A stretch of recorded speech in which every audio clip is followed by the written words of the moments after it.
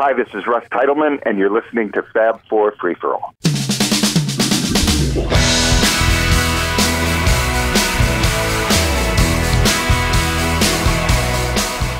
And welcome to another edition of the Fab 4 Free For All, the Beatles and related radio show on the internet. I am your moderator for this show, Mitch Axelrod, and joining me, as they always do, and thankfully so, are my friends Tony Chiguardo. Hi, folks. And Rob Leonard. Hello, everyone. And we're, just so you know, we're taping this show at the beginning of 2023. And we're going to talk about what we feel or want or hope for as what's next, what's left in the Apple canon for all the Beatles. And we'll say Apple Universal because all the Beatles are now on Apple/Universal or Capital Universal. Right. So we can, we don't have to worry about rights being sold or licensed or anything. It'll be easy. But we've been discussing off mic, now that we've gotten Revolver and we've heard rumors of other stuff, what do we think we really want and what do we realistically think we're going to get, not only in this year, but in years to come? I mean, it's great if we talk about stuff for the year 2023 as an anniversary of some sort of a release like Ringo, the album, or Band on the Run, or the Red and the Blue, or with the Beatles. Or with the Beatles. Wow, that's 60 years old. Right. But, that doesn't mean we have to talk about them as anniversaries. Now, the Beatles actually set the precedent for this because with Revolver, they didn't do it on an anniversary. They've thrown that out the window, which is actually good for every one of us and every one of you, because now they can release whatever they want, whenever they want. So it doesn't have to be on an anniversary. And Tony, you had a good point about that as well. Why don't you tell a little bit about that, about, anniversary, and maybe they don't want to. Well, I think the whole idea is that not to age the band. I mean, you don't want to put 50s and 60s in front of things. That right. It makes it basically says to the world, the Beatles are a 60-year-old band, which I don't think any act wants to do, really. Right. A lot of acts can't do that. I mean, ones that we'll still talk about. You know what I mean? Like the Stones, obviously, they can do that, but there are certain bands, and unfortunately, as we all get older and the bands get older, that's the honest truth. But we're not sitting here talking about a Chubby Checker podcast, where it's like 70 years old. Because that really, 70 years, wow, that's closer to 100 than 0. So the Chubby Checker, when the twist was not 50. I know it was 61, but I thought he was in 59 doing something. Yeah, I don't know, but yeah. I'm just saying, as it still means that everybody's getting older. Like even if it was Elvis at this point, it would probably be 65 years or so. Right, and Elvis's stuff. There's two versions for Elvis. There's the FTD label, which is a lot of live stuff, or brilliant. They take a whole session. They'll like take 30 versions of the same song and put it out or something. Yeah, and then there's the regular BMG RCA version, which is more to the mainstream. They used to put everything out the same way, and then they started to say, okay, these live albums, they've done a lot of live albums. These are more for the fans. And, if you go to FTD, that Follow the Dream it stands for. I got to admit, if we were Elvis fans, there'd be a lot of stuff to go talk about. I am an Elvis fan, and I've got a few dozen of them, and they're just amazing. All right, like you said, Rob, with Germany, for instance, that's a home recording. That's an audience recording. Right. But that's something we could hope for. Yeah, what's the legalities with that, though, these days, Mitch? Do you guys know at all what's happening with the Beatles own the tape. They own the rights. Okay. So, that's when George Harrison went to court when they finally resued him, and George said he got the short end of the stick when he was being interviewed. But they won the rights because obviously the tapes were done at Christmas time, 1962. Well, was George the only one that contested at that point? Like now, I think George was the one who was angriest about it the most. and that's why he ends up going to court. And it actually helped the case because everyone was, oh, look, a Beatles here. Now that's the Lingus song, right? Yeah, well, I don't know if it was Lingus song. They were suing. There's been right. So many claims for ownership. Bellafon was the other one, right? Bellafon. Yeah, Bellafon was the German one, and at this point, it might even be out of copyright. It's over 60 years, so. So is that something we hope for? Yeah, sure. You've never had much interest in that, though, right, Mitch? That whole. No, you're right, and I know it's blasphemous, and no, it's not at all. It's rough. I mean, it's not. You know, but Tony, if they can do something with it, which we know they probably can now, based on Get Back and Revolver and all, then if it becomes more listenable, I think it's rough because the releases that you want them to sell, right? Of course, yeah, Of course. Right. So historically, to the Beatle fan, even if they clean these up, it's amazing to us. Is that something that, like we always say, Grandma's going to go into the record store and buy for their grandchild? Not that there's any record stores anymore, but no, but I mean, let's metaphorically speaking, is Grandma going to go in and see Live at the Star Club, even if it sounds perfect? Is that something that would be of interest to the mass audience? No, it's not. Wait. It's not a mass thing, but I don't know. Go ahead. I beg to differ. Unless it's included in a bigger box.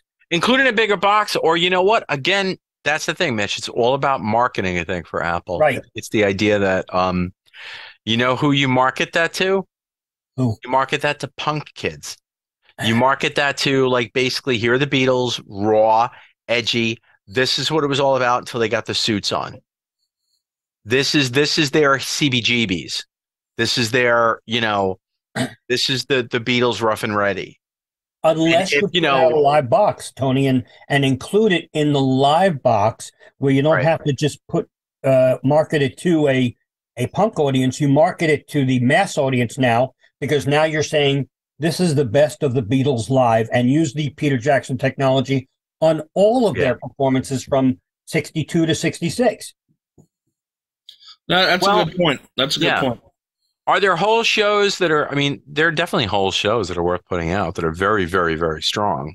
Yes, but even if you don't do that, see, one of my choices was going to be a video live compilation where Apple goes through the set lists of each tour, because there weren't that many tours, and they didn't change that much. They added a song here or there, and if so you start at 62, including some other guy, and you just get a really good live version from every show, not every show they've done, but every song they've done, the best live version of every song they've done. Right. And just call it the Beatles live. And I was going to say video, but with the Peter Jackson technology, I think that might now, while we're talking, I'm glad this came up, it might work better as a live audio thing. Well, but a lot of I think that there is some video footage where the audio has issues. Yes. And possibly fixable ones. So I think if they went through and found some audio that could be fixed, even, I got to tell you, honestly, the Beatles were so not robotic, but they played everything the same way every show on, but the tour. Look at the Australia shows, the Live for Show, which was great. That just smokes. All what of those year was that? That's 60. That's 64. Yeah. That's 64. Yeah. No, that's one of the ones I would choose because first of all, it was recorded well, audio wise, but also video wise. It's very strong the way they put it together. Yeah. The people who put that together understood music. But it's not a full show. No, it's not, and that's one of the problems. Yeah, the video is not a full show. They did a full show, but the video was only like 6 or 7 songs. That's why you do, like you said, a best of, each song. Here's, things we said today or whatever. Yeah, but back to what we were saying, though, Mitch, in a sense, or who are we? And again, I'm not disagreeing. This is not something I would love to see happen or be out. But again, that's back to who are we marketing to? Like, who's our audience? I think if we want to, for the purpose of this show, I think we have to market to more of a mass audience because if you put out product for the fans and it doesn't sell, then the chances of having more product is less likely. In my eyes, of course, but that's why I'm saying, like, who would you market a Beatles live product to? Oh, you could see with a nice cover, and I know it sounds stupid, but we discussed this for the Live at the Hollywood Bowl. It was a horrible cover of them coming down the airplane steps. I didn't mind that, by the way, but I know where you're coming from. But if they put out a beautiful, there's great shots of them at the Hollywood Bowl, at Shea Stadium, or wherever, or put out a compilation like a montage cover of them live everywhere. I think you market that to the mass fan, because Get Back brought a lot of kids in, all right? And not just because the Beatles were cool on the roof. They were. But I think the Get Back, as far as I've seen it, because I've seen a lot of TikToks and Instagrams with the Beatles, people are now into the Beatles. I've seen people into the Beatles of 63 and 4 and 5, and also the later. So I think now, at this point, they've become a very relevant band again. And I think you take advantage of that and just put it out there and let it sell what it'll sell. I think, but the mass audience will buy something like this. Interesting. In my opinion. Yeah, no, I agree. And in fact, you want to get really cool, you do the cut down like you started some other guy, video wise, film wise, and you go to the rooftop, let's say, but you don't have every song from every show, right? But maybe a bigger box set for the fan would be each show, like the Australia show, Shea Stadium, the West German show, which I love. Yeah, you got to remember, though, guys, is one thing that's important for us to note. What's that?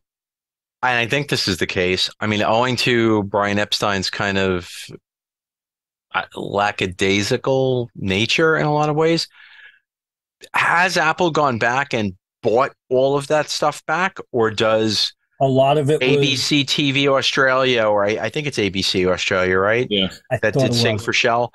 Do they still own that? Does the yeah, but they can get the rights to it. If the Beatles come up to you and say, "Hey, we want to use your footage," you usually find a medium price to pay. Right, you don't have to pay for audio. Yeah, yeah. So I would like to. I would like to see. Pay for it. They've when Neil Aspinall's around before the anthology, he was buying up everything he could, or at least getting the rights to it, or at least having a copy of it. So I'm sure they're aware of this. Of course, that was a long time ago, and technology's changed too, so for the better. Don't forget, guys, that in 2016 we saw the Ron Howard documentary, 8 Days a Week. Right. But for 3 or 4 years prior, until we got it, they were asking people for live footage and photos. Well, they were trying to but that's different though, Mitch. That's you trying to grab. It was going to be the Beatles live project. Yeah, but they were trying to snag home movies and home footage that they didn't know about. I'm talking about, like you were saying, well, they don't have to worry about the audio, but they have to worry about the audio too. If ABC TV's union reps, they recorded the audio for the Sing for Shell, they've got to pay for that too. So, I mean, not that they can't afford it, but it's that idea of, returns. Is it worthwhile for them monetarily? The only thing I'm thinking, it's funny you said, Rob, let's do a few shows. If you remember a few years ago, I said, or one of us said, we'd like to have a video compilation. Like, you give us 3 full complete shows. Give us Shea, give us Sing for Shell, whatever. At this point, I don't want that anymore, because I personally don't think Shea is a great show. Historically, very important. I don't think it's great. If you give us, a song from each show, like Nowhere Man from the German Krone, show, which was unbelievable, which is probably the best version of Nowhere Man live they did. And then, give us one song from each set list that's different. You'll still have an hour-long show, because they did different stuff in the UK, like We Can Work It Out, that we didn't get. And I'm sure they must have it somewhere. No. They did. They substituted a couple of shows on, songs on the first 64 tour, and then 65, and obviously 66. So I think there's enough for a good hour-long CD. I'll say CD. I would wonder. I would bet you honestly that they don't have a We Can Work It Out. Yeah, it was only for a couple of week tour of Britain. Couple of shows. But no one has it. Seriously? No, I would imagine that no one has. If that was an anyone's possession, one of the bootleggers would have found it. Maybe. Hopefully. I think. Yeah. So is there anything else like Beatle-wise? I mean, look, naturally, we just got Revolver. So, we're going to say Rubber Soul was hopefully next, right? Yeah. Well, I mean, didn't once again Giles give away the farm on that one? Don't we know that Rubber Soul's next? I think so, yeah. He hinted at it. Let's put it this way. We've seen him before where he said, well, I don't know what the next one's going to be. This one time, there was no denial that Rubber Soul's going to be next. Right. So that's, I think, the difference between, the times we've seen Giles and now he's talking about Rubber Soul. Rubber Soul has never had a good stereo mix. They have two of them out there. So to me, to really do a great stereo mix, is going to be really great for for all the remaining albums, really. Though, as I mentioned to Tony off mic, they skipped over, Rob, Magical Mystery Tour and Yellow Submarine.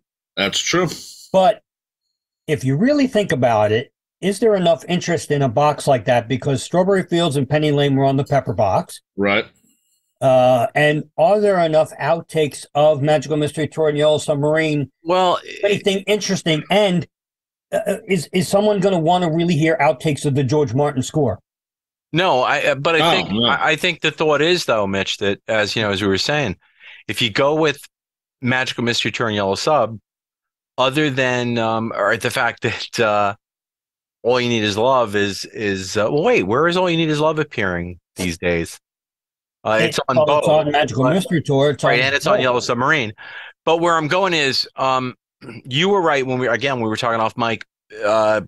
Strawberry Fields, Penny Lane are already on the Pepper box. You don't need those. No. And you don't need any of the other singles. You don't need the rest of side 2 of of Magical Mystery Tour. So you take side 1 of Magical Mystery Tour, coupled with side 1 of Yellow Submarine. You're deleting obviously one version of All You Need Is Love, but then what do? Maybe you add the mono EP, the aborted mono EP, and then there've got to be outtakes of the Bulldog. There's got to be an outtake of Yellow Submarine again. You just got a Revolver, so even that's I forgot that's a lift too. And also, don't forget. We just complained about Revolver not having a lot of content, even though it had great content. But it didn't have a lot. I'm talking about a single disc. I'm talking about because Help is going to stand on its own. Hard Day's Night is going to stand on its own. You put out you put out a single disc called the soundtracks. I don't think they would combine them. I personally think the Yellow Submarine song track, even though it's not under Giles and Sam McKell's work, stands out the way it is, and I'm not sure they would want to go back to that. I think Magical Mystery Tours and albums should be redone and include some stuff recorded during that time that didn't come out at the time, which was My Name, Look Up the Number, stuff like that. And the George Martin stuff for the Yellow Submarine, you don't include it, or maybe you include it somewhere else, but not there. You don't go for the 6 songs on the George Martin stuff because no one's going to care unless you give a lot. Yeah, but bonus material. You do have room though, even if you do a single album. Sure, you're right. You've got room for the George Martin. You've got room for all the Mystery Tour tracks. You got room for the Yellow Sub tracks. You got room for the 4 mono tracks. And Magical Mystery Tour, right? Wouldn't you have to do a mono and stereo on Magical Mystery Tour? Yeah, and the EP was mono stereo. So yeah, no, I agree with that part. Yeah. Well, unless they, and I know I'm a big proponent of Record Store Day. Unless they just say, look, we're just going to re-release the EP for Magical Mystery Tour as is, on Record Store Day, and that's your Magical Mystery Tour release. That'd be a great idea. And it was released that way, with the EP set and then the stereo and mono EP when it came out, the EP set in the 90s. I still would love to see, they put out what I would like to see from that is the EP for Yellow Submarine that they rejected, the 6 songs, because to me that was perfect. That would have been a perfect. Yeah, that's on Past Masters. Right. Those songs were on the mono version, not the stereo, but the mono version. Yeah. Right. It's tough because I think at this point they're gonna go backwards. I don't think we're going to get that as much as we might hope for it. No, yeah, I agree. I think that's if they go back, it's going to happen after Please Please Me. Right. Yeah.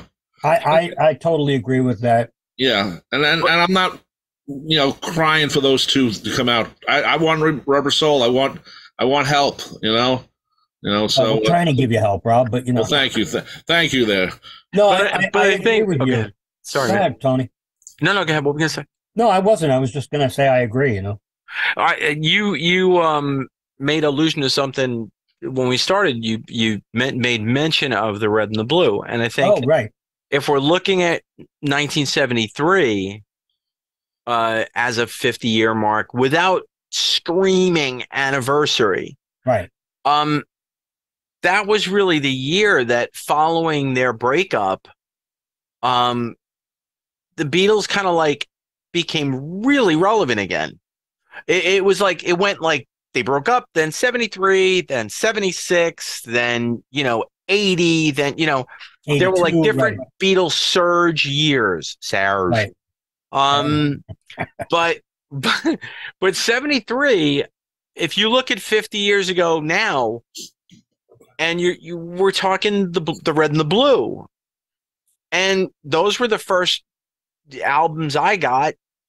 I mean, they were like the first Beatle albums I got, and then I went back and got the collection, and other than that, I had singles first. I might have had the Beatles' second album, but red and the blue, that's the stuff that made me go, oh. Now, if you think about it 50 years later, could you market it as, you hate to do this, but like, does the next generation in your family know the Beatles? How did you find out about them? Boom, the red and the blue. That's actually a very good concept. I'm not sure they're going to do anything with it because they've already re-released it twice. They have, but it with a strong marketing campaign, and not just that, but again, Mitch, we were talking about this too earlier. 73 was also the first huge year for all of them as solo artists. 73 was massive. So now, is it all under one roof, Mitch? Did we figure it out? It kind of is, probably, right? Everything is. The solo Beatles. So if all four Beatles solo work is under the same umbrella, why not put out an EP for Record Store Day with "Give Me Love, Give Me Peace on Earth," "Band on the Run," Band on the Run. I was gonna say "My Love," but "Band on the Run," "Give Me Love, Give Me Peace on Earth," "Mind Games," and "Photograph." Oh my God! Just an EP? Just an EP. They did that as a digital thing. If you remember, they had the 4 songs. Yes. Many years ago, they put out, which I was shocked by. It was the first time you ever saw this together. Right. I like the concept. They only put it out as a digital download. What did they do on that occasion, Rob? Do you remember what it was? Songs. I don't remember what songs it was for. It was one for each Beatle. But was it a year idea? No. It was just here's one from each of the solo. Yeah. It was very random. But maybe that was the idea. The only thing is, and I think we were told this, that they don't like to put out anything different on Record Store Day. Right. Physically. Because it's very hard to get all 4 parties to agree. So they like to put out stuff that was released prior, where all they have to do is freshen it up and just release it. So, guys at Apple, you know that we love you. We know you're our friends. We know everybody. You're good. We really love you. But that's a load of BS. I mean, the reality is you got a Record Store Day every 6 months. You start now to push an idea for Record Store Day 2024.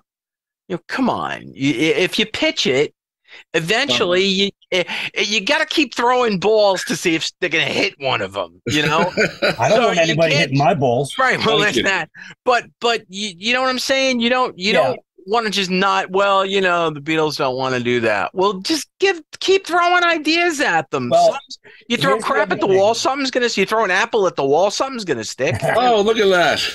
See what I did there? Actually, they put out a dartboard, so you throw darts. There you go. You throw Beatle darts. Yeah. Apple darts. It sounds like something you eat in the morning. I have my apple darts. I had a nice coffee. bowl of apple darts, kept me regular for days. Anyway, So the only thing is, guys, and here's another big thing. We know, let's just say we know Rubber Soul's on the table, correct? Yes. All right. They're not going to put out another big Beatle project in a year. They could put it out, like you were saying, Red and Blue, in a quiet anniversary type thing. They're not going to do two big Beatle projects.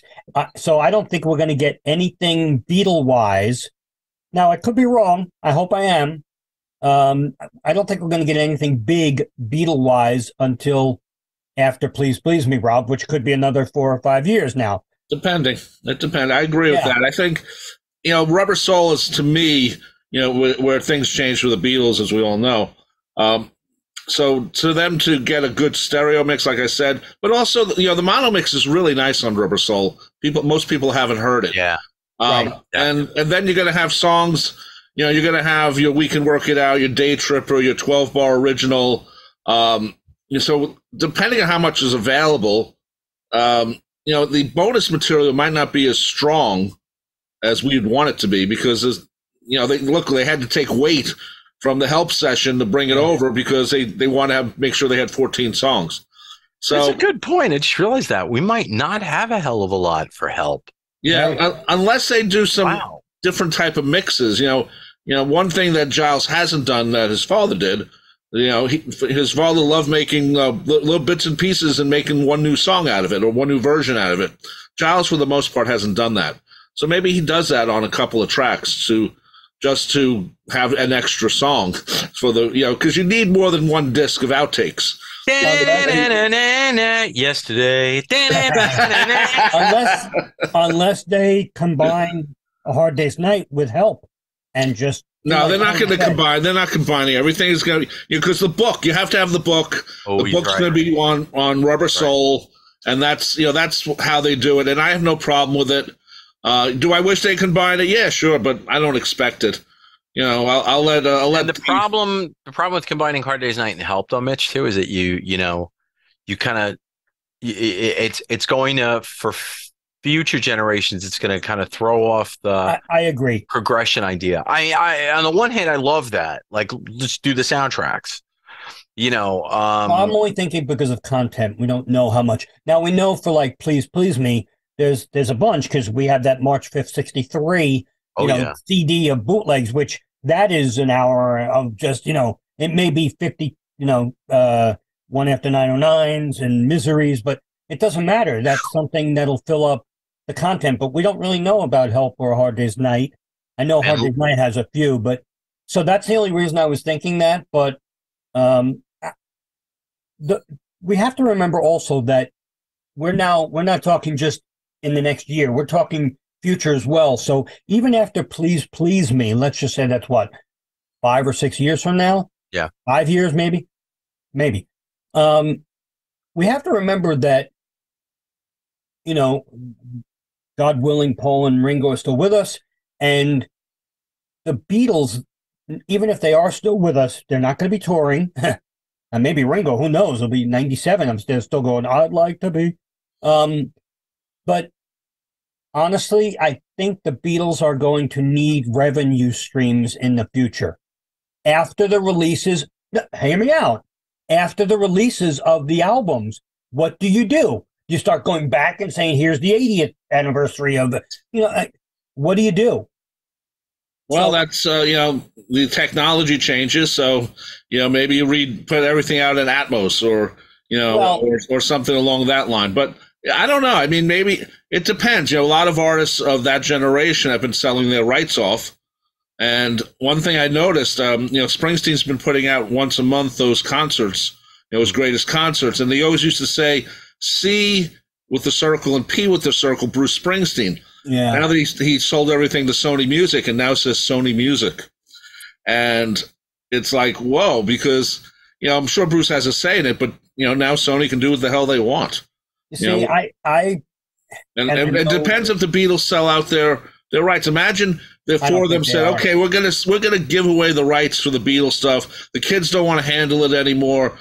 what's your starting price if Springsteen's $500 million? What the kids don't want to handle it anymore? What? No, I'm just saying if that was the decision. But that's what I'm saying, though. You're talking about the Beatles, Sean, Danny. What do you mean the kids won't want to handle? These kids absolutely want. Now they're involved. Now hands-on. You're right. They are involved, and I don't expect them to do this. But you never know. They might say, well, I got other things to worry about. Don't forget, there's a lot of coin in it too. If they sure. There's tons of coin with it. With anything with the Beatles, there's tons of money. Well, see, I know I'm going to be in the minority here, but I have to bring this up. I'm talking in the future, not next year. Okay. I'm talking in the future for revenue stream. Okay. I still think the Beatle cartoons deserve a release, whether it's in full or a best of. That is how so many of the boomers found the Beatles, were made aware of the Beatles. So I think there's, again, if they don't want to. I'm just going to be very upfront, though. Yeah. And I'm not. This is no disrespect, man, whatsoever. But I don't care that I'm the author of Beatles. No, but I'm saying, I'm just saying in general. Without giving a number, I'm just saying in your head, think about it. How many people bought the book? My book? You don't have to say it, but I'm just saying. A lot, actually. But a lot in the fact that you're an independent author selling a book. A lot in book world. It's not Stephen King, Bingo. But where I'm going is a lot in book world versus they have to get the rights. They have to remaster everything. They own everything with them. But they have to do a full remastering. They have to, and then they have to put together a package. Then they have to figure out how to market it. Then they have to. I think you're overthinking it a little. And by the way, my book sold better than the last 5 Ringo releases altogether. Wow. In any case, I get it, but I know, but my thought is still, if they put a 2-hour, let's just say DVD, because I don't know what technology will be like in the future. If they put together a 2-hour version of whatever media it will be on, God willing, if they talk to me and I'm still around in 5-6 years, I'm hoping I will be. Not if you keep making those bad jokes. No, but I mean, if quite frankly, if they come to me and say, Mitch, can you come up with a 2-hour compilation? They own the negatives. I helped them, catalog them 10, 15 years ago. If they come up with a 2-hour version of the Beatle cartoons, I'm not talking the whole thing because there were a lot of unpolitically correct, Okay, so you're talking about just doing a comp. A condensed, but do it. So what? You put together the best of the Beatle cartoons. It's still a revenue stream for the future. That I don't disagree with. Yeah, doing a best of. Yeah. But what about the idea, Mitch, of putting together an hour-long special and even just selling it to one of the cable companies? You could sell it to Disney. Documentary. On the making of the Beatle cartoons. Bingo. And how many? And you know what? Even if you had the talking heads, I don't mean the group. We like the Beatle cartoons. I'm sorry. Now the talking David heads. Byrne with his big suit. But I mean, if you had the talking heads, there will be so many celebrity talking heads who were first made aware of the Beatles from the cartoons. So even if you did do a documentary, even if it was this year, that could be simultaneously released with any major Beatle release, like Rubber Soul or Please Please Me in the future. Yeah, because I got bringing it up because, again, not because I'm the author, but because I firmly believe that the cartoons are that important to at least America. It's good that you're saying important in a sense that like for me, I got I not because I knew you, but I read your book. I enjoyed the book. I didn't like the cartoons, but I really enjoyed the book. In Beatles history. Bingo. And so the idea of, like you said, putting together a comp. Right. If you put together a comp with some talking heads and you going through some of the history and, and it aired on Disney Plus, I'd go out of my way to watch it.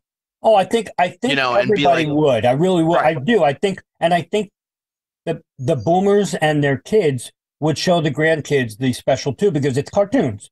Let's face it. So I think there's no downside to that. There really isn't. I know the Beatles hated the voices, but again, we're talking 55 years later now, and I just think that they are a piece of Beatle history which has long been forgotten, and it could be because don't forget, when you generate merchandise from the cartoons, you don't hear the voices. Right, and I actually think the cartoon merchandise would probably be better selling than the DVD because I see the cartoon merchandise all the time, especially at the fest. You see the shirts. Isn't there one where Ringo's playing like an alligator or something? With the group one with the alligator, which the alligator was only in one freaking episode, but he's iconic. Yeah, he's because so many people saw it. So to me, the merchandise, the T-shirts, anything like that, is even better for the cartoons and just put out the cartoons. You could do anything. You could put out notebooks, just like in '64. You could do anything, and in that regard, you don't hear the voices, and you don't have to worry that the Beatles hated the voices. But even with that though, Mitch, with the voices, I mean, and another thing too we were talking about the cartoons last week. You don't like your voices in the car. And there you go. And we were talking about the cartoons while I was in the car last week, and I was saying that for me, "And Your Bird Can Sing" is still one of my favorite Beatles songs. It always has been. It has to be because as much as I didn't love the cartoons, I was still up at 6:30. It was 7:00 in the morning when they were on in syndication, eating my cereal, and every episode, "And Your Bird Can Sing" was playing at me. The third season started with it. So mentioned it in the Revolver Book. Yeah, and the other thing too, it's funny is you think about it is the voices, and if you think about it, Paul Frees, every kid, and you know that's Paul Frees. Yes. Every kid knows from our generation who, even if you didn't like the Beatles cartoons, you still knew him. And even kids now know that voice because of the Rankin Bass specials. Correct. Right. Hey, go to Disney. Go to Disney. He's the voice of the haunted house. Right. So every kid is going to recognize that voice right away. Beatles, no Beatles. The Beatles didn't like the voices, whatever. That's still Paul Frees. They're going to know that voice. If you want to get a little different with the Beatle cartoon stuff, obviously some stuff is not politically correct.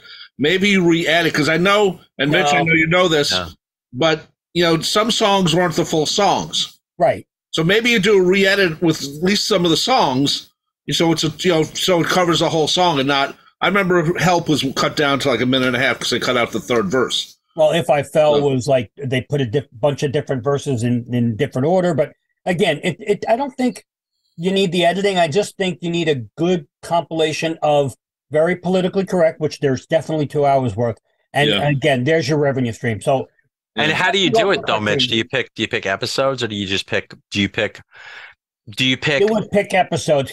Here's the problem with this, Tony, and I don't want to get into too much more on this, but you got to do the cartoons. The opening of the first season is politically incorrect. Right. With the Indian and the quote Chinaman, the Asian American. So you would have to probably pick the third season with "And Your Bird Can Sing," and just use that as the opening of the DVD, and then just choose 10 or 15 5-minute cartoons. But it would be the first time where a first season intro has been deleted for a third season. That happens on syndication. They use the same. They want the same one, and that's what they do. So just something we spent a lot of time on the cartoons, but I think as a revenue stream in the future after these albums, it's something that the show is what's next. So you know what? That could be what's next in 2033. Who knows?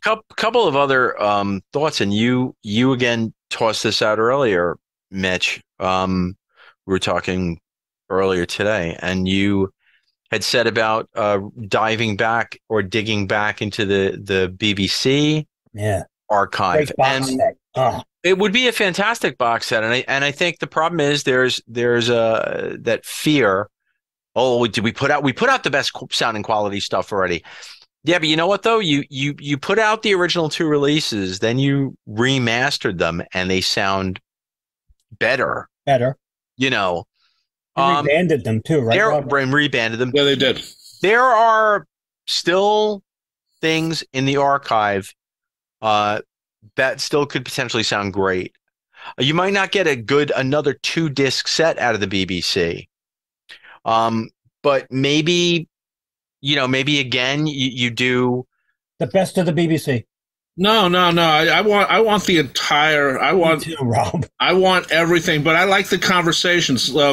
Just recently, I was going through some stuff I had on disc, and just stuff I put together over the years, and it was the Beatles in '65 on. I think it was Saturday Club, but it was at Christmas time, and they were promoting "We Can Work It Out," which they played a single. But I forgot all the funny chat they were talking about, and I'm listening to this, and I'm like, this should have been on. I know why they did Live at the BBC, because it was all about performances, but they do have the funny bits, some of them at least. To me, I want from 1962, which it won't happen because it's not Ringo, but with Teenager's Turn, and I wanted to. If they can find it, 1970, there's a interview with George Harrison where he says, well, the Beatles still could be together. This is before everything got serious. But that's what I would like to see. I always liked the conversation parts with the BBC because they felt very comfortable with the BBC. They listened to the BBC. They knew the guests, the host, so they didn't have to say, well, who's this guy I'm talking to? They knew who they were talking to. The only problem with that, Rob, and again, it's something I would really, really love to see too. But I think if you think about it, I don't think there's been a major artist yet who's had a box set or a compilation where it's basically been music plus conversation. Right. I don't think it's happened yet. I mean, if anything, could the Beatles be the band that they could do it with? Probably. Right. I think I don't think it's been done would yet. work. I mean, the only problem with the Beatles stuff is, they didn't save it. How the hell did they not save it? But if you listen to Led Zeppelin's BBC box set or the Who's BBC box set, they did save the tapes, so they have better quality at least. And 2 years later, home recording was a lot better. Yeah, well, that's true too. So that would be my thing is the BBC box set, bigger than the Great Dane one, bigger than the ones they've done over the years. They've added things, and they keep finding quality recordings, or they figured a way to transcribe it from a transcription disc. And you don't have to do much for the book. You just take Kevin Howlett's book, seriousness, and throw it in there. Right. No, you're right. You don't have to do any more. That's very, very comprehensive. Just like you open up the box and it just says, here's the Amazon link to Kevin Howlett's book. Go buy that, Yeah, but that's to me because the BBC stuff is very good. I like the BBC stuff. There's just the hosts were kind of square, but they were trying to be hip, but they weren't like the American DJs. Where Carol James is talking about the Beatle wig, and the Beatles are trying not to laugh at him, Right. Or you got Murray the K, saying, getting called a wanker and not knowing he's hey, that's right, I'm a wanker, guys. Huh? Yeah, Murray the K wanker. It's like, wait, the K wanker. You know what that means? Right. But so it's but just, that's funny now at this point. Murray the K didn't know it at the time, so. But I do think a really cool BBC box, because I got to tell you, when those CDs came out, I know it was revelatory back then, but I still go to those. Those are just fun. I'd like some of them to be speed corrected, because some of them are not, like the I Should Have Known Betters and stuff. But that never came out officially, so yeah. But again, but maybe in this box they do. Right. And you got to remember, they also on the Bootleg 63 series, there was a lot of BBC stuff on there. So that's like another disc. There's 5 discs of BBC. Oh, yeah, that's right. I forgot. Rob, you just brought up something that I didn't even think about. Wow. Why can't we get digital releases every year of BBC of Beatles 64 bootleg, Beatles 65 bootleg? It doesn't matter anymore about the copyright thing. So just do the digital thing and give us the extra stuff while we're waiting for like Rubber Soul and Please. That'd be digital only. They did it for 63 and supposedly haven't done it for the rest of the years, but maybe it got put in and put out really fast, unlike the Beach Boys stuff. Someone would have caught it. I guess. That never would have flown past the radar for very long. I'm sure of that. Are you going to be upset if all of a sudden they say, hey, everybody, for the next week, you can download the Beatles 64 bootleg. I wouldn't be, and they gave us what sort of the content like they did on. The only problem is, and this is going to come up when we talk about early takes. The only problem is if they do that, then you're giving away content from what's potentially in an album box. Right. And that's but at the same time, it's such a great thing. If you imagine you put out for one day only, download the Beatles 1964, and people would go crazy. It would be a great. And they'd still buy the box that and that's some what's of that key. stuff could be on. The idea of Beatles bootlegs interfering with Beatles sales is ludicrous. It really always has been. Nobody's turned around and said, I got the bootleg of that. I don't need the legitimately released version. Right, because what I'm saying, Tony, is I know. Beatles themselves would put out the quote bootleg 64. Yeah. So, but that's where I'm going. Like, in other words, release. Yeah, in other words, you're right. If they do that, it's not as though they'd ever have to worry about stepping on their own toes. Like you were saying, they do, or you or Rob said they duplicate some material, but no one's going to care. Put that stuff out and we'd all go buck nutty and download it and go crazy. And then when it came out in hard copy, we'd still be stupid. We'd still go out and buy it. So I brought up early takes. Let's start going to some solo stuff, if you don't mind. I brought up early takes. Everybody loved early takes 1, even though it was 6 minutes? The whole album.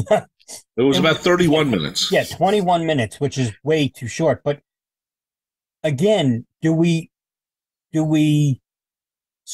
expecting too much from George's estate? Because with George's estate not having the quantity of albums like the Beatles do, if they put out more early takes, do they give away the farm on some possible releases in the future with outtakes? I'm just going to throw this out there and be honest, and I may have fans going, we hate you, Tony Giordano. Anyway. No, that'd be me and Mitch. No, nice. I say it every day. I hate you, Tony Giordano. I gotta be honest. I gotta be honest. I would have no interest whatsoever in an expanded Dark Horse package. I agree with you. Or texture. Or extra texture. I agree. It just doesn't move me. It doesn't do anything. Is the way to go. Give me demos. Yeah. Give me Tired of Midnight Blue acoustic home demo. I'm all about that. That I'll go run out and grab. I have that exactly in my notes, Tony. That's hysterical. I'm not kidding. I wrote, but I can't see boxes for extra texture and Dark Horse, so maybe they do release an LP of early takes from those albums. Bingo. I literally have that in my notes. I would run out and if you basically said to me, a lighter horse and slightly less texture, and you put out a demo with 9 songs or 8 songs from those 2 albums, I'd be a sucker enough to run out and grab that in a heartbeat. Yeah, I would love to hear it.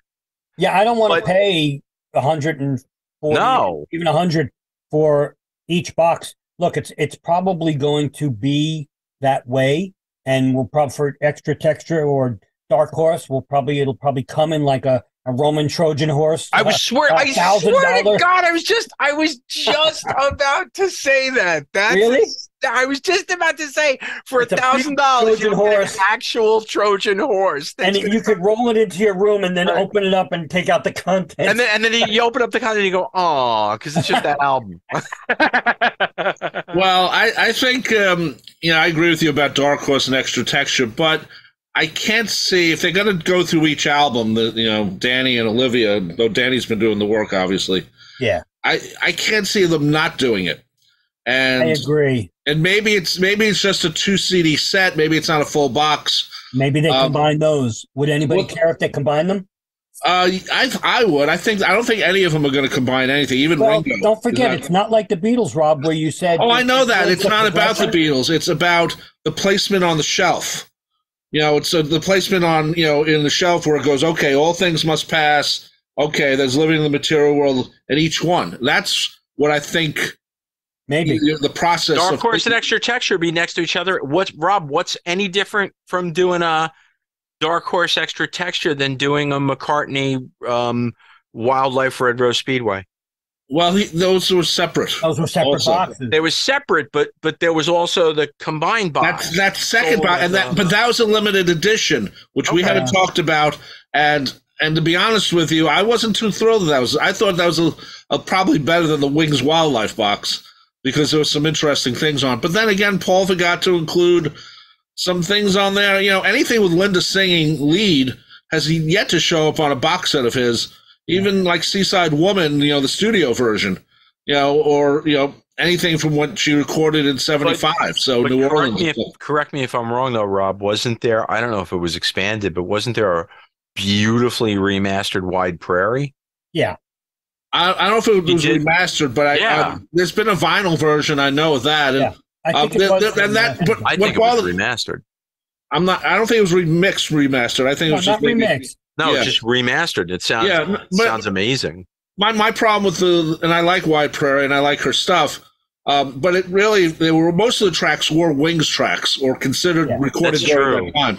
So to me, I don't know why Paul doesn't include that. Only to show that Linda, could sing. She wasn't Ronnie Spector, but she could sing it, and I think that would help. The misunderstanding about her, singing ability. Yeah. So every time, and even Denny Lane, I'd Only Smile. What a great song that is. That's been put out. Yeah, but that was only put out in the limited edition box set. That whole thing where it was kind of expensive actually, but it was limited, and that was the thing. No, Rob, I don't think that's. We'd have to go back and look, but I think that the only thing that was in that expanded box was the '73 tour album. Yeah, that was the only difference. Really? Okay, maybe Smile is definitely on the expanded versions that we could buy. Double disc or absolutely. I haven't played it a lot, so I haven't. Yeah. Well, I'm lost for that. No, go ahead, Tony. No, I was going to jump back to you, Mitch, about how it's really funny, but here we are talking about what's to come and what we'd love to have show up, and you haven't talked about the one thing that you've been waiting for years that's supposed to come. Well, we're getting to it. Yeah, but all right, so. Are we done with George? Because you want to know something? If I get another box this year of Living in Material World, I'm gonna protest. I'm gonna go to Henley on the Thames. I'm gonna go to the Frequent Flyer Park and say, no, please. We've already gotten Living in the Material World. Enough with the Material World, right? So do I want it again? No. But anyway, what Tony's alluding to is what? London Town Back to the Egg? Yeah. If we don't get those this year, I'm going to London. After I protest, the other side of the sign that says no more Living in the Material World will say, hey, where the freak is London Town and Back to the Egg? There you go. I'll go to Soho Square and protest because that's the last of the Wings archives. And we need that. We do. After that, to be totally honest with you, maybe a press to play box, but I don't need an expanded Broad Street box. My own opinion. I don't care as much. The two Wings slots in well, like you said, Rob, on the shelf, and that's the last of the quote Wings period. I need those, and we've been rumored for years, and I hope it's going to be this year in 2023 as we record, like I said. But I mean, if that's not next, I don't know what McCartney's doing, because I know he put out the singles box, and that was fine. That was a nice, fun little limited. But it's not at $600. Come on, $611, but you know what? And 32 cents. Who has it loves it, and you know what? More power to McCartney. If he can sell them out, more power. Which he has, but again, another limited edition. Right. And including like "I Want to Go Home" was only a digital release. I don't think it had a B-side, which is the demo, which sounds just like the regular album. Yeah, the regular version of that. I just really, for McCartney, it so makes sense to do the last two Wings albums. And that's what I want first. Whether it's this year, next year, I don't care. I don't want another release from McCartney, unless it's a new album, obviously. And I'm not so sure I want that. Sorry. But McCartney 3 is good. Come on. Yes, as a coaster. Yeah. No, sorry. Oh, boo you. No. Boo. I'm kidding you. Guys, I gave it a good review. I know. But as far as archives, because I think there's rumors that McCartney is coming out with new music. He said it. He was doing new music in one of the newsletters. So there's no... it's not like we're rumoring here. Rumor mongering. He said it himself. So I would expect a new album. But as far as archives, we didn't get any last year. So guess what? I want London Town and Back to the Egg this year and soon. I think he's afraid to look back and look what's not available yet. Press to Play, an album the only album I've ever heard him downplay is Press to Play. But that's one of my solo favorites. album. One of my favorites. It's a solo album, but you know what? All the other Wings archives have been out. Right, and I think London Town's it should be redone. My favorite Wings album. Back to the Egg, which didn't do what he wanted sales wise and influence wise. Platinum. Right. So, but there's a lot of things. But it seems like he's avoiding it. I mean, you got 2 books coming out from him. You got the lyrics book and now this picture book from 1964. Yeah. The singles thing was another avoidance of going back and looking. No, it's the truth. And even even with Wings Over the 64 tour, I mean, even with the Wings Over America, there was except for the disc you could buy get at Best Buy, it had 8 songs untouched. He recorded those shows, so why not a second version of that? And then of course, if he's going to put out other things, will he include the show from Glasgow, which is called Wings Last Flight? Will he include that with Back to the Egg? That's got to be on Back to the Egg. But hasn't he already? What I'm concerned about with that, though, Mitch, hasn't he already bastardized that a little bit? No. Yes, some songs. Some songs Glasgow have. He pulled Every Night. Every night. Put it on McCartney. The first McCartney. Right. Hot as Sun. Isn't Hot as Sun on there too? Right. I think so. So you got. You got to wonder: is he gonna just put out the whole thing, or is he gonna go? Oh, we already put some tracks out. I don't know. The problem with McCartney is that he has such an abundance of material to release archive-wise. And why isn't he putting it out? Why do we have to dive through the dumpster to get stuff from him? I agree with you wholeheartedly, but logically... Because you know what it is? We got to look at it from... I mean, Rob, you got to remember, we're sitting here doing a friggin' Beatles podcast, we've been doing for how many years? We're 40. Fans, collectors... Whether we like it or not, realistically, Paul, George's estate, John's estate, Ringo, they are really just 4 artists. Right. 4 people. Paul may just turn around and say, you know what? I don't like that. And I don't want people to hear it. I think it's crap. Or I just, you know what? That's true. And I think it's good, but from the perspective of me, the guy that made it, I don't want my name on that. I don't want that around. So whether it's right or wrong, it's that idea of, and again, being the collector that I am and that we are, I think, you know what? It's okay to be demanding. Paul, you schnook, give me that. I don't care if you don't like it. I want it. I do think, though, London Town and Back to the Egg. Now London Town more because London Town, had With a Little Luck, right? Yeah. So that was a huge song for them. Huge song for Wings. So I don't see how he could avoid putting out at least London Town. And I as much as he doesn't like or may not have liked the result of Back to the Egg, there's so much content. I don't think he disliked Back to the Egg. I just think he disliked the performance. The performance of it. But of the album, of the sales, not his performance. But for me, for London Town, what I'd like to see... Yeah. And then we got to jump to John. Jump to John. What I'd like to see is the equivalent of what happened with Tug of War and Pipes of Peace, especially done with London Town. Is that a lot of what Paul did, in my opinion, with both of those records is he de-softened them. He let some of the hard edges live without like he stripped off some layers of vocals.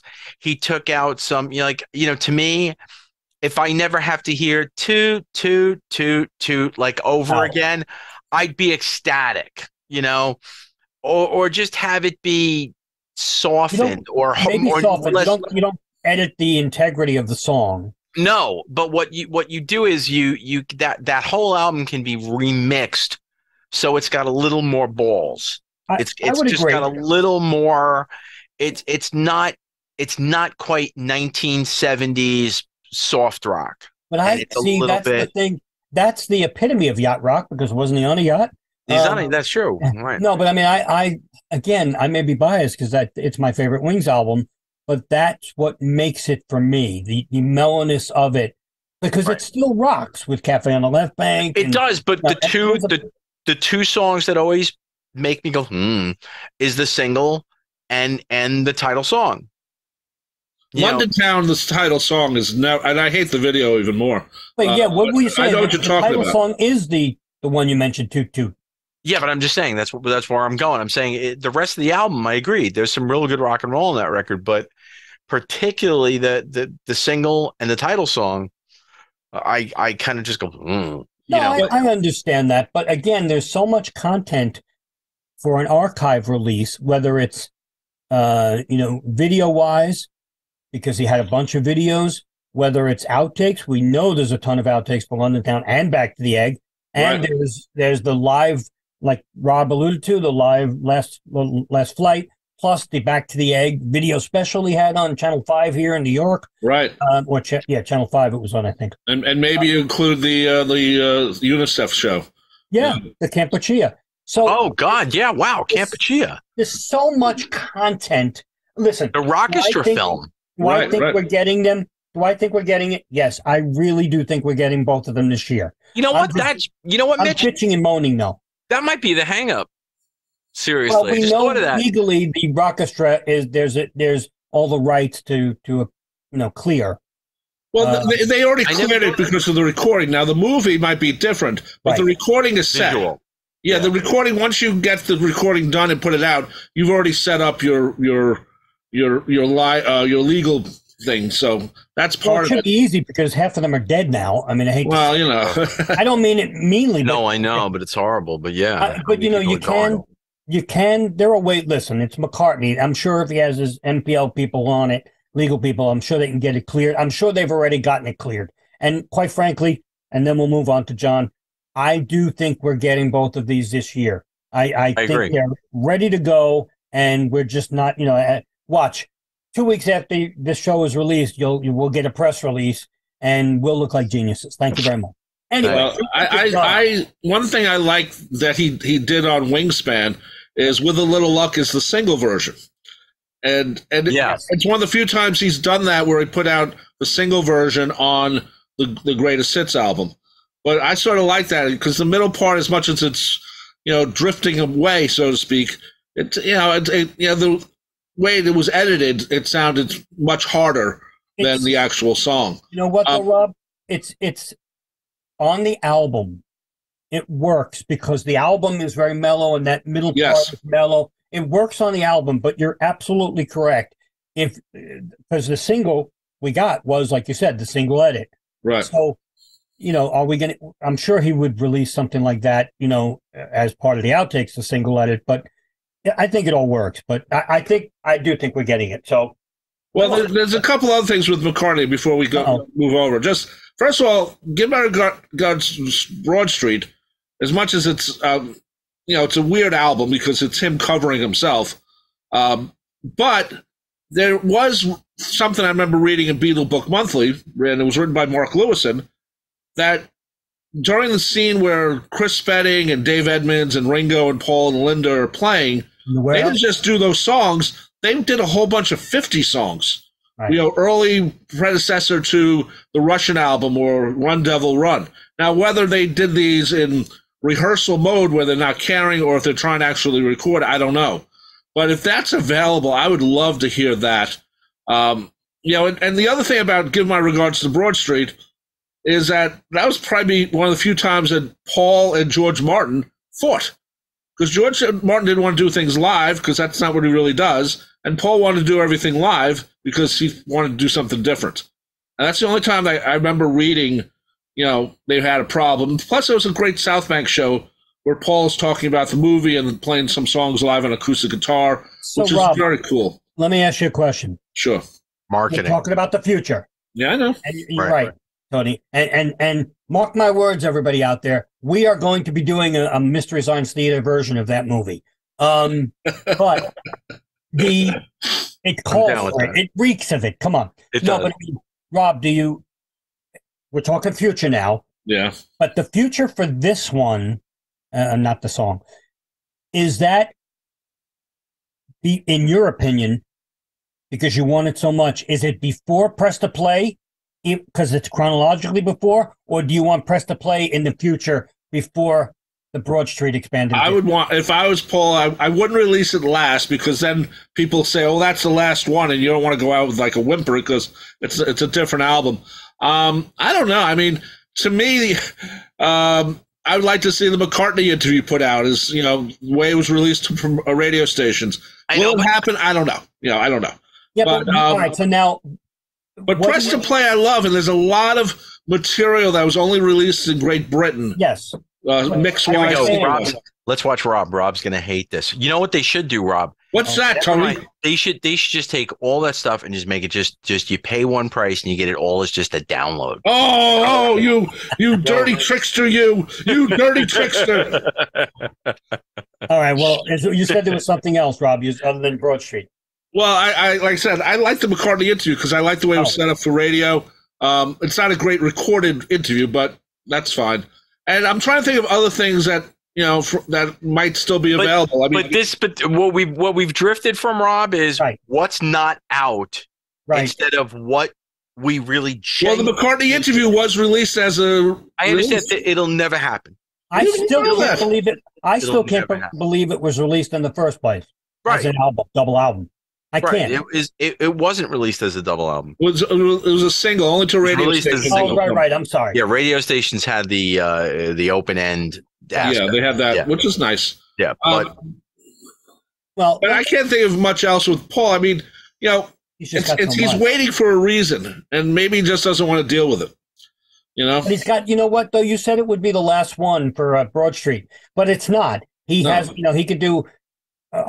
Chaos expanded, memory expanded. I mean, Chaos has some songs that weren't included. Yes, there's many to do, but let's try to stay in the time frame. I mean, I think I want London kind of back to the egg. Damn it! Now we're moving on to John. Well, that we know is realistic. I'm just talking about like the fact that we're, like you said at the beginning of the show 4 days ago, we're doing this in 2023. So let's keep it to like, I know they don't do anniversaries, but this was an exceptional year 50 years ago. Yes, it was. So we talked about a little, we talked about George, talked about Paul, we talked about the Beatles, we still were potentially expecting a sometime in New York City. Yeah, but let me just, before we go there, I'm telling you right now, I will have another sign in England if we get a freaking 50th anniversary of Band on the Run. I'm telling you right now, that thing has been released so many times. They have ran around the world, that band. He's going to put it again anymore. He's going to put it out again without Helen Wheels one more time, just Helen, and she has no wheels. No wheels. Anyway, just about Band on the Run. It's one of the few 5.1 mixes he put out. I don't need it anymore. I've got 75 copies sitting on this shelf, like you said, next to each other. This one's of 2010, 2012, 2000. That has been released a lot, re-released all over the place. I agree. All right. So let's talk about Quad John. Band on the Run also. Well, Quad Band, there you go. Let's talk about John. We were supposed to get sometime in New York City, and the website was up. It was allegedly completed. Why didn't we get it, guys? We can only, obviously speculate, but, is it the N word? And you know what? And again, you and I talked a little bit about this. If I would be so incredibly disappointed in John's estate and in the Apple, and in the Beatles organization on the whole, if they're running away from the N word as it appeared on that record. But I'm just saying, but if that is the case, nothing about why it was not released. But if that is the case, or if it has to do with the naked photos on the cover or whatever it is, or granted, it's a fiery record. granted, do they want to be incendiary and talk about, the IRA? Do they want to? But you know what? The whole idea of that album is it was a historical piece. It's of the time. It's of the time. So you know what? Put out a book with its, change the website so the website shows the headlines. You know what you give us? Give us the original article where John got the title of the song of Woman Is, because he shows it on the Cavett show. He talks about it on the Cavett show. This is where it got it from. This is where it came from. I understand. Show that, they want to risk it. Do they? I personally think that might be part of it, but I think, how do you do the box set? There was so much done in '72. I mean, you have him doing 2 shows at the Garden. He was on the Jerry Lewis telethon. He was live in a lot of places. Do you include everything in that box, or do you take the New York City stuff and make that a separate box? And that's, I think, part of it. We know that Jack Douglas has said he's already done the remix for New York City many years ago. Yeah, many years ago. When he was at the fest, that's when he said it. So that's like 5 years ago. So I think part of it is, how big of a box do you want? And then the other thing, and no one's talked about this, the song King Kong from Frank Zappa, John took and made it his own song. Yeah, but that can easily be corrected, though, Rob. That's not. There was a version released as a single disc of Sometime in New York City, which did not include that. Now they put it out later with it on again, but maybe in the box set thing, the family's going to say, you know what, maybe we should have this reclaimed. It's there's bits on YouTube where Zappa talks about this. No, the Zappa family have their version out. Right. Right. The Zappa version on Playground Psychotics is the Zappa mix. If the estate wants to put out King Kong (parentheses the John Lennon mix or the Lennon family mix) and take out Flo and Eddie again and do whatever they want to do, they'd have to get permission from Amit at this point, who probably would give it. And they'd work something out. I mean, I would hope they would, but that might be a reason. And to me, how big of this box? It's also the worst selling album of John Lennon's career. Right. It's very dated, so the material is not going to be stuff you're going to be, as I like to say, playing at a party. But to me, coming to your house. Yeah, well, everyone's coming to my house tomorrow. No, you're not. But to me, that's part of it. This is, out of all of John's albums, is not going to be the first one you pick. 2 words. No interest. Really? For you personally, yeah. Personally, for me. Yeah. And you know what? It's not only personally for me. When we first put up the on our Facebook page, the website, it's up, and STM or whatever. I think it actually spells stink. STIMYC. It does spell stink. When we first put that up, people were like, "Oh, you're kidding. Who wants that?" And you know what? I do think, marketing wise, with everything we just said, everything, especially the N-word, and I don't care, Tony, right now in this day and age, you say the N-word, I don't care. If John Lennon, the saint John Lennon, is now talking about the N-word, I don't care. It's still on compilations, though, Mitch. It's not like they've run away from it. It's on comps. It's the idea is, all you're doing. When was the last comp it was on? It wasn't on Give Me Some Truth, was it? Yeah, sure it was. Are we sure about that? I'll tell you in a second, but I'm pretty sure it was on Give Me Some Truth. I don't think it's been on any greatest hits album, except for Shaved Fish. Quite frankly, I just think. I'm sorry. Give Me Some Truth. No, I'm talking about, what was the one that was the last one, what was the one with him with the cover with him with the fist in the air? Wasn't there like a Power to the People type compilation? There were 4 different compilations or whatever. The first Give Me Some Truth, not the second one. Yeah. The last right. The 4 CD years ago with the 36 songs, but here's guys, to be honest, that thing won't sell enough to probably recoup the effort in order to make a box, whether it has live in New York City or not. Again, download only. Download only. Just give it. Well, I would say right now, since it's done, we might get a quiet download in the near future. Okay. Quiet download. So okay. The only guy left, and probably the biggest freaking album of his career, which is 50 years old in this year of 2023, Ringo. The most deserving box. Again, I don't know how many outtakes there are, but if any album deserves a good remix and good box, even though it was recorded pretty well, it's the Ringo album. We need it. I need it. I think it's a great album. Knowing Richard Perry, who's very conservative, there's not a lot of outtakes. There aren't a lot of full, complete outtakes. Knowing Richard Perry and how he worked, not a lot. And you may be totally right. So you know what we do in that case? They don't do a box set, all right? They do an anniversary remix, just like, if you remember, Paul McCartney put out a bunch of albums very quietly, which were remixed. Like he put out the Amoeba Show, he put out Run Devil Run. They were all remastered and all that very quietly. So you know what? A little more loud than the quiet McCartney releases. You put out a nice, even if it's a 2-disc, you don't do a whole box set, but you put out a 2-disc 50th anniversary of Ringo.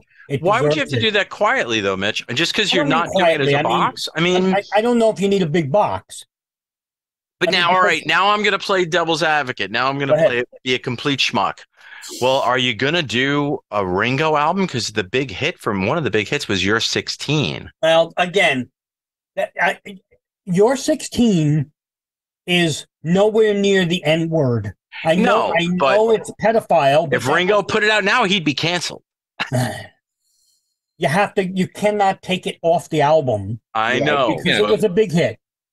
Right. I think it was done for fun in 1973. Of course, it was a remake of of a Burnett song, of a Johnny Burnett song. Yeah, I mean, Jesus. So you don't take it off. But this album was his biggest selling album. It outsold a lot of the other Beatles solo albums. It had 2 number ones and top 5 with Oh My My, I think.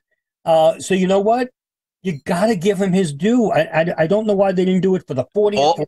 All you need to do with this, Mitch, honestly, is you do the album, you do the 6 o'clock expanded, you do the 45 mix of Oh My My, you do even if you do 4 or 5 bonus tracks with the regular album. You do if with Yoko's permission, maybe you do On the Greatest with John's version. I know that there's a different version of Sunshine Life on something. I can't remember what, but there's like a different, was there a quad Ringo? Yes, there was. So there's what's that? What's it? Yeah. It was a Goodnight Vienna. No, I think it's Ringo. Ringo had I think there was a quad Goodnight Vienna. But I mean, there's got to be enough for you to get, how do I put it? There's got to be enough for you to get a interesting expanded album out of it. I think you'd probably get, if there is a quad, and there was a quad 8-track. Okay, so you put that there, and maybe you do a total remix, a real remix. And quite frankly, he's still touring. All right, he just announced, as of this taping, more tours for the West year Coast 2023. Yeah, so you know what? He's still touring. You put out this at the end of the year or the beginning of next year or whatever, he's going to promote it. I mean, I know, his stuff doesn't sell well, but, I know that I would buy an expanded Ringo. I know the fans would, regardless if it's Ringo. It may not sell for the mass fan, but I think it would easily, outsell what he's putting out now. And the music he's putting out now is good. And soon enough, he's not going to be able to sing the only line that he can rhyme every 10 years. Now I'm only 82 and all I need to do is find the loo. I don't know. You know what, though? In concert, I think the last time we saw him, he went, and he says, now I'm only 2. Yeah, it was funny, but the guy looks like he's 52, so I don't care. Hey, he's doing the jumping jacks on the stage. You don't see many other people doing that. Don't see me doing it. Yeah, I agree with you, Mitch. Ringo would be a great choice. I think maybe one other, thing would be to have a 2 CD greatest hits package, maybe, or maybe even a 3 CD greatest hits package. Starstruck though.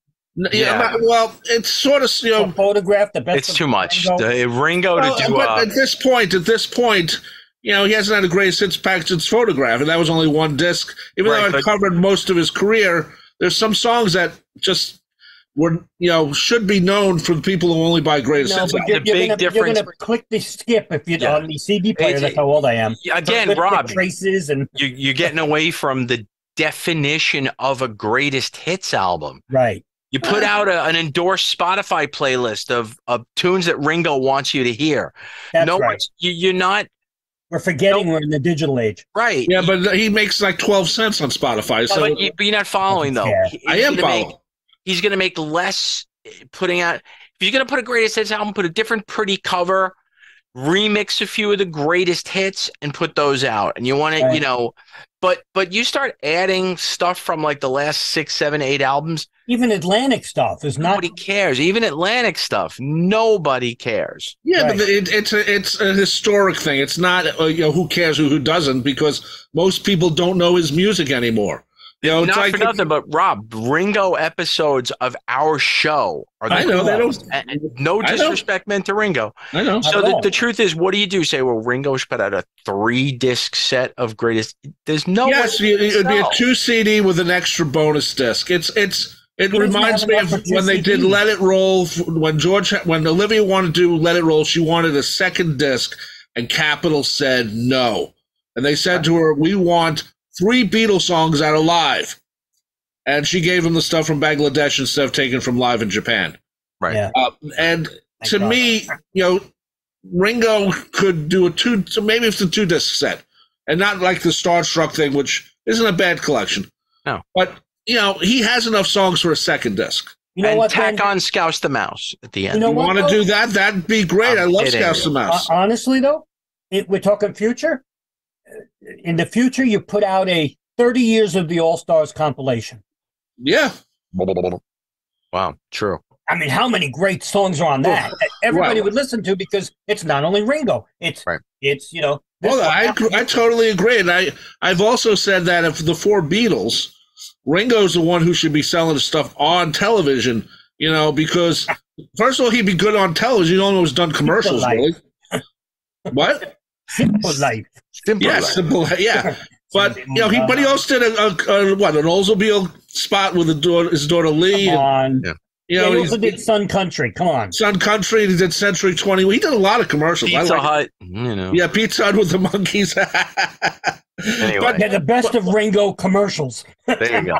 Hey, that would be nice bonus material. Ringo's most commercial work. All in one. Anyway. Oh. There you go. Anyway. But to me, a 3rd disc, because, it's most people buy the greatest hits, and that's it. So if you're going to do it, include the 3rd disc. I'm sorry to say, that's all people would buy.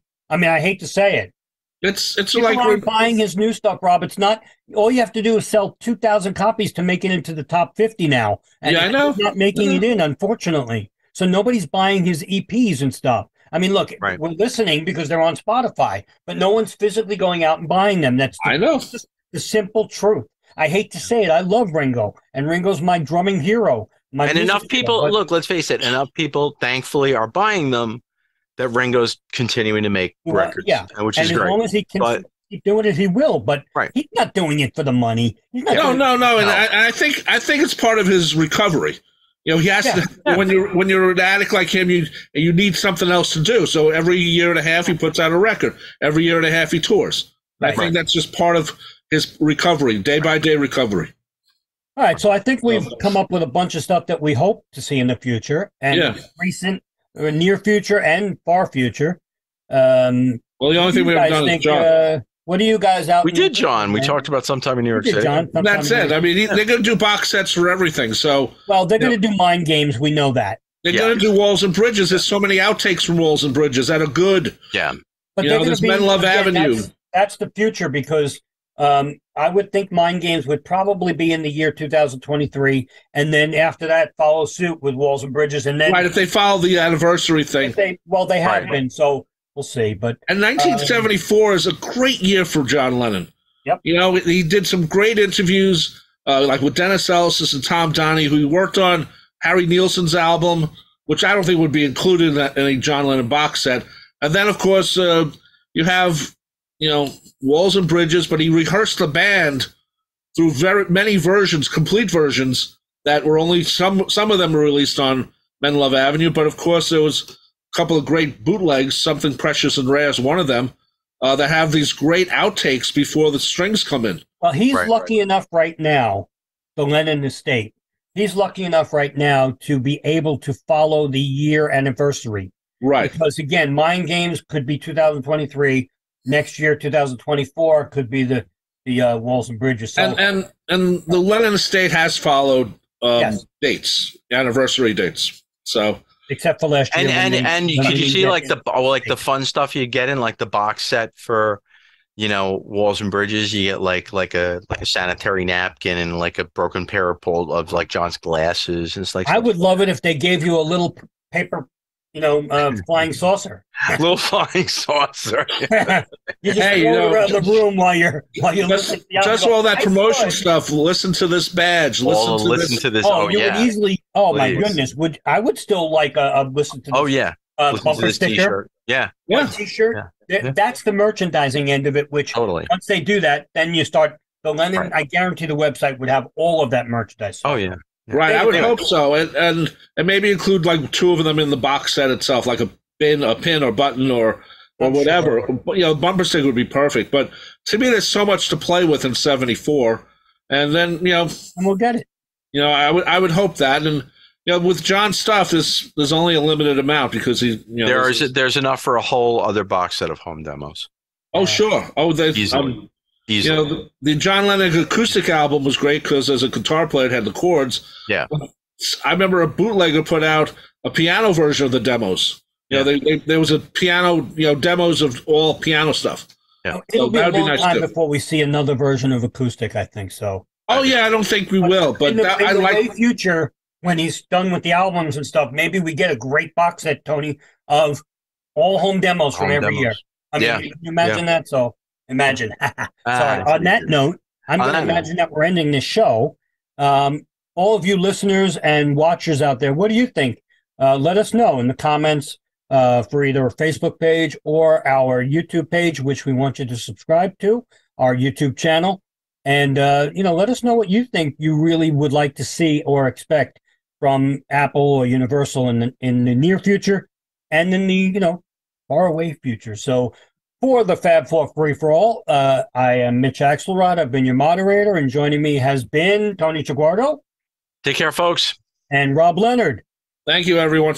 And we will see you, speaking of next time. Take care. Fab Four Free for All was edited and produced by Tony Chiguardo at Word of Mouth Studios in Westbury, New York. The opening and closing theme is My Dolly by the band The Badge, featuring longtime listener Jeff Slate, available on its debut album Digital Retro and recent Best Of compilation, as well as from the Fab Four Free for All website. Thanks for listening to Fab Four Free for All.